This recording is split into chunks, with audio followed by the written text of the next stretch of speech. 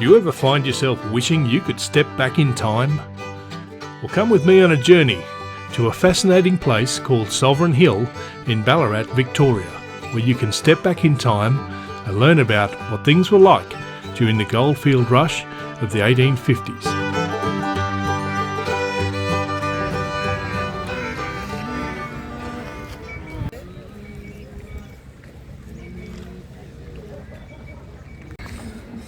How are we doing, folks? Good, mate. Very well, thank you. What sort of meat have you got available, mate? I've got mutton, sir. Oh, good. And if you don't want mutton, you've come to the wrong place, that's all I got. Fair enough. Oh, well. Mutton and mutton. A bit more mutton. Do you prefer your maggots inside or to the side? Can I get it? On top? Yeah, I can do that for you. I'm a bit fussy with maggots. I'd prefer them cut in half if possible. Cut in half. Well, I've got it cut in either quarter, half or whole. Right. So, you just want the half piece? Yes, please. That'll be 14 good. shillings for that one. I forgot all my shillings. You don't have any shillings? No shillings. Any gold? I've got to go dig some yet, but... Alright, head down there, get some gold, bring it back to me. Righto.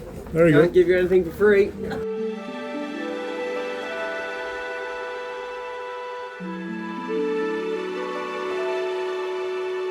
While many ethnic groups worked on the goldfields, a large contributor were the Chinese. They arrived fleeing famine and upheaval in southern China, and through the mid-1850s they came to Australia looking for a new start and dreaming about the new gold mountain. And by 1858, around 40,000 Chinese people lived on the Victorian goldfields.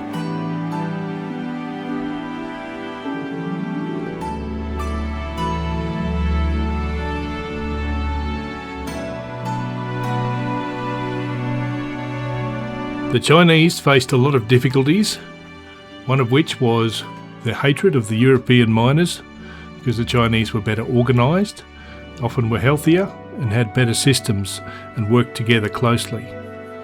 As a result, a variety of anti-Chinese attacks occurred during the goldfield years, and in the long run legislation was passed to restrict their ability to come and mine, and making it much harder for them to be able to be a part of the community.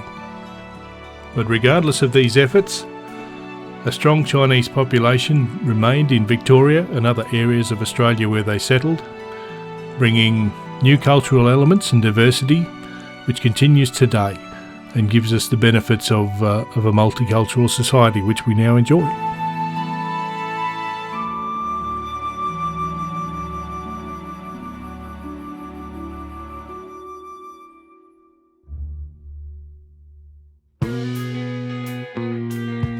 People came from every corner of the world in search of the elusive glittering nuggets of gold, fleeing poverty, famine, political upheaval, or simply chasing the promise of a better life. They poured into Victoria during the 1950s until the colony became one of the most multicultural places on earth.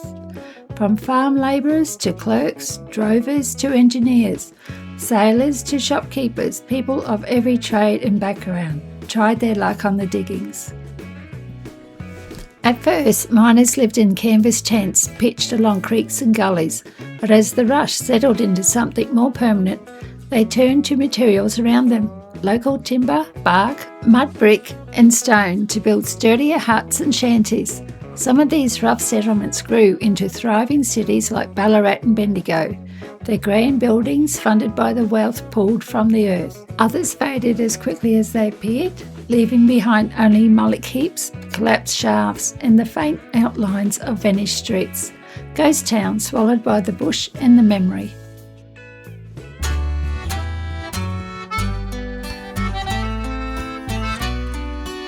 As the goldfields matured, the real wealth of places like Ballarat began to shift. The easy gold was long gone, but the people who stayed saw opportunity everywhere. Growing towns needed food, clothing, transport, tools, and suddenly whole new industries sprang up to meet the demand. Coach builders became essential. Miners need wagons to haul timber, ore and supplies, with families needed a way to travel the new roads linking the gold towns. Workshops rang with the sound of saws and hammers, and craftsmen built everything from simple drays to elegant carriages. Timber was the lifeblood of the goldfields. It held up mine shafts, framed houses, fueled boilers, and built the towns themselves. Sawmills worked day and night, turning the forests around Ballarat into the raw materials of the growing city. As mining became more industrial, so did the towns.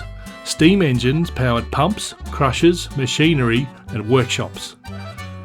Heavy machinery was produced in local foundries, and engineers worked to keep the deep lead mines running.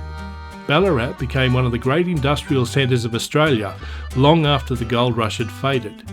But it wasn't just the people in Ballarat who were crafty, the local councillors were as well. In the 1860s, Ballarat Council tried to raise money by taxing every wheel that rolled into town. Carts, drays, coaches, everything. Local coach builders immediately responded by making massive wagons with only one enormous wheel on each side, technically complying with the law while completely defeating its purpose. The council scrapped the tax shortly after, having been outsmarted by the very people they were trying to change.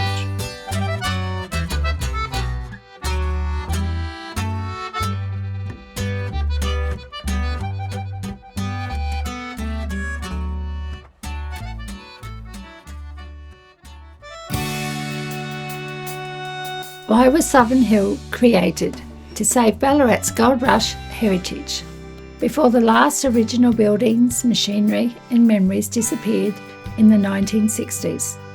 Much of the early Goldfields landscape was being demolished or reclaimed by bush, and locals realised the story would vanish unless they acted. To show how Ballarat transformed from a rough mining camp into a major city shaped by gold industry and migration.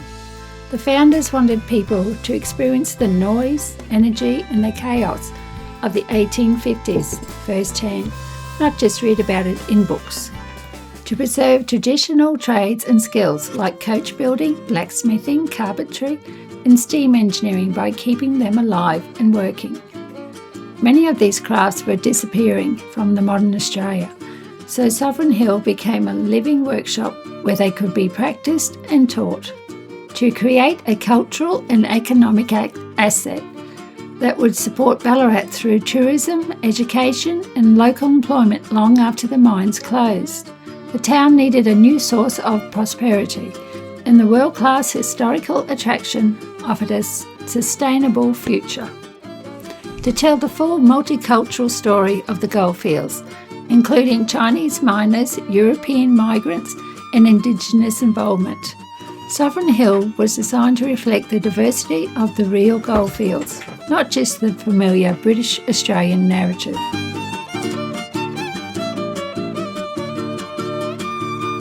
Life on the goldfields was dangerous, and death came quickly, from mine collapses, disease, accidents and the harsh conditions of the camps.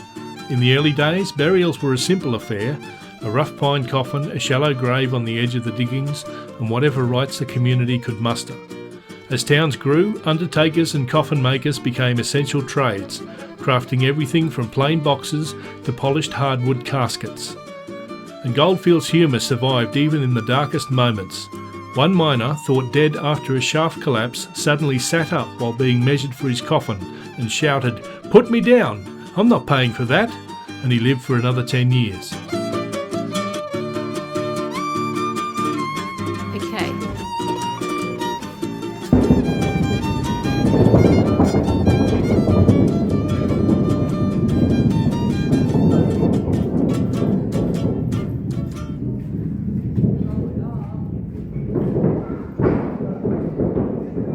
Pretty good. End up there.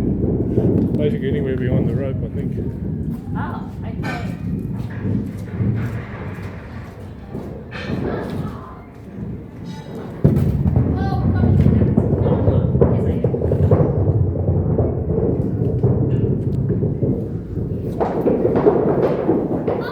You got him!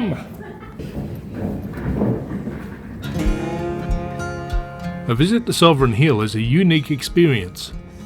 Visiting groups of school children get taught in authentic 1850s classrooms to experience the real deal. You can step inside a doctor's surgery, visit the chemist, learn about how these things worked, get some authentic dialogue from authentically dressed people, playing the parts and actually running real stores where you can buy things. A genuinely incredible experience.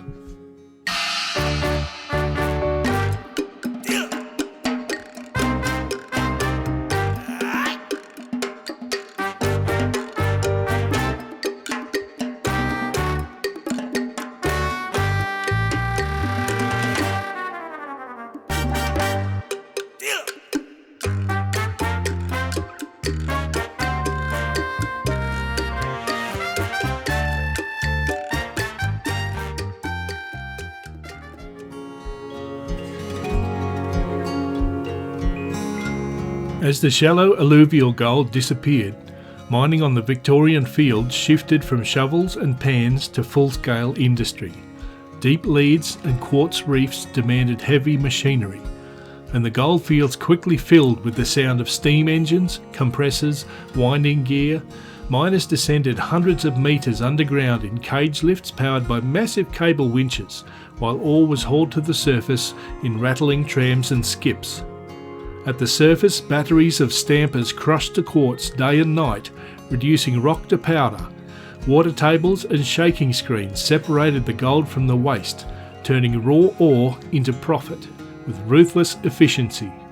These machines were expensive, and only companies or wealthy investors could afford them, but the returns were enormous. A single successful deep lead mine could produce fortunes that dwarfed anything the early diggers ever dreamed of. For the owners, industrial mining was less of a gamble, and more a calculated investment. For the workers, it was dangerous, exhausting labour. But together, this machinery transformed the goldfields into one of the richest industrial regions in Australia, long after the easy gold was gone.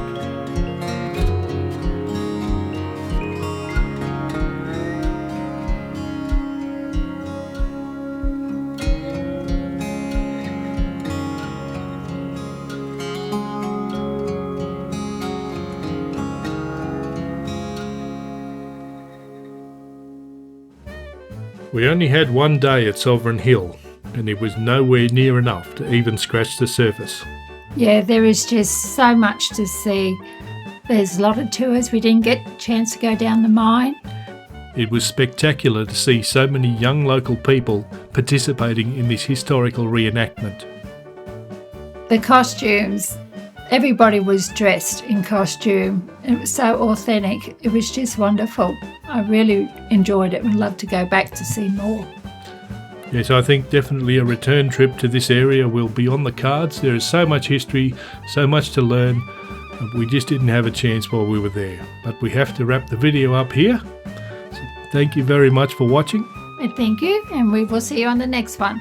Bye-bye.